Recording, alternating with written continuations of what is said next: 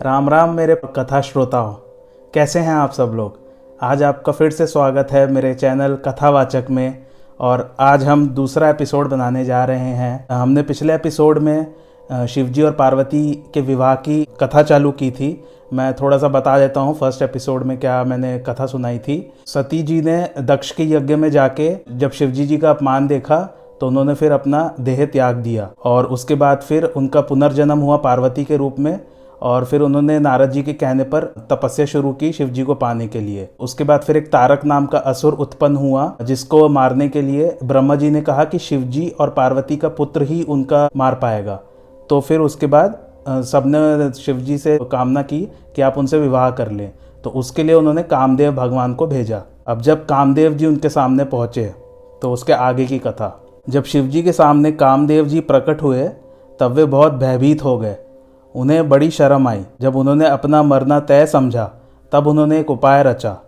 उन्होंने शोभायमान वसंत ऋतु को प्रकट किया। उससे वृक्षों पर नए पुष्प और पत्ते शोभायमान हो गए।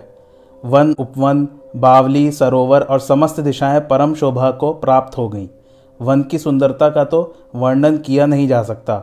सरोवरों में भांति भांति के कमल खिल गए। मनोहर भौरों के झुंड मधुर मधुर गुंजार करने लगे। सुंदर हंस, कोयल, तोते मधुर शब्द करने लगे। परंतु इन सबके बावजूद शिवजी की अचल समाधि भंग न हुई और कामदेव अपनी सेना सहित हार गया। फिर तो कामदेव जी को भी अपने हृदय में क्रोध महसूस हुआ। फिर कामदेव जी आम के पेड़ पर चढ़कर और पुष्प के धनुष पर अपना बाण चढ़ाकर शिवजी को निशाना बना लिया। इस प्रकार जब उनसे विषम 5 बाण छोड़े तो वे तीक्ष्ण बाण शिवजी की छाती में जा लगे। उन्होंने नेत्र खोलकर देखा तो आम के पेड़ पर कामदेव दिखाई पड़े। फिर शिवजी ने क्रोध में अपना तीसरा नेत्र खोला और उसे देखते ही कामदेव जी जलकर राख हो गए। फिर तो संसार में हाहाकार मच गया। उधर पति की यह दशा सुनकर कामदेव की पत्नी रति मूर्छित हो गई और रोती विलपती महादेव जी के पास जा पहुंची और अनेक प्रकार से उनसे विनती की कि अपने पति को लौटाने की। तब शंकर जी ने उस अबला को देखकर कहा, आज से तेरे पति का नाम अनंग विख्यात होगा और अब यह बिना शरीर ही सब किसी में व्याप्त होगा।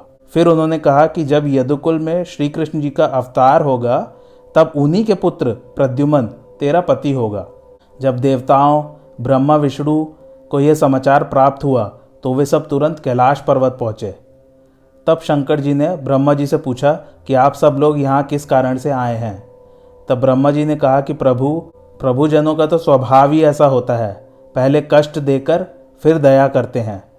माता पार्वती ने आपकी कड़ी तपस्या की है, अब आप उनसे विवाह कर लीजिए। शिवजी ने उनकी बात मान ली। फिर वहां सप्तऋषि आए तो ब्रह्मा जी ने तुरंत उन्हें हिमाचल भेज दिया। हिमाचल पहुंचकर सप्तऋषियों ने पार्वती जी से कहा कि आपके गुरु नारद मुनि का कथन असत्य हो गया। शिवजी ने तो कामदेव को भस्म कर दिया। तब पार्वती जी मुस्कुराकर बोली, आप जो कह रहे हैं कि शिवजी ने उन्हें जला दिया, यह आपका भारी अज्ञान है। अग्नि का तो सहज स्वभाव है कि उसके समीप जो भी जाएगा वह जलकर राख हो जाएगा। वैसे ही कामदेव जी शिव जी के समीप गए तो उनका नाश तो निश्चित ही था। यह सुनकर सप्तऋषि प्रसन्न हुए और फिर वे गिरिराज के पास चले गए। पार्वती जी के पिता गिरिराज ने फिर अच्छा दिन देखकर सुंदर वेद विधि से शीघ्र लग्न करा दिया। फिर सप्तऋषियों ने यह खबर ब्रह्मा जी को सुनाया और फिर ब्रह्मा जी ने यह सूचना सभी मुनि और देवताओं को सुनाया। फिर तो आकाश से पुष्पों की वर्षा और 10 दिशाओं में हर्षोल्लास फैल गया। इधर शिवजी के गण उनका श्रृंगार करने लगे, जटा का मुकुट और सर्पों का मोर बनाया, कानों में सर्प के कुंडल, शरीर में विभूति और बाघ का चर्म पहनाया। उनको ललाट पर चंद्रमा और सुंदर मस्तक पर गंगा शोभायमान थी। उनके 3 नेत्र थे, सर्पों का जनेऊ धारण कर रखा था, कंठ में उनके कालकूट विष और हृदय पर नर मुंडों की माला थी। बहुत ही अद्भुत तरीके से उन्होंने शिवजी को सजाया। इस प्रकार उनका रूप तो भयंकर था, परंतु वे कल्याण के धाम और कृपा करने वाले हैं। उनके हाथ में त्रिशूल और डमरू विराजमान थे और वे सज कर बैल पर सवार होकर चले। उनकी बारात भी ऐसी ही थी। सभी प्रकार के अजीबोगरीब प्राणी, भूत प्रेत पिशाच थे उसमें।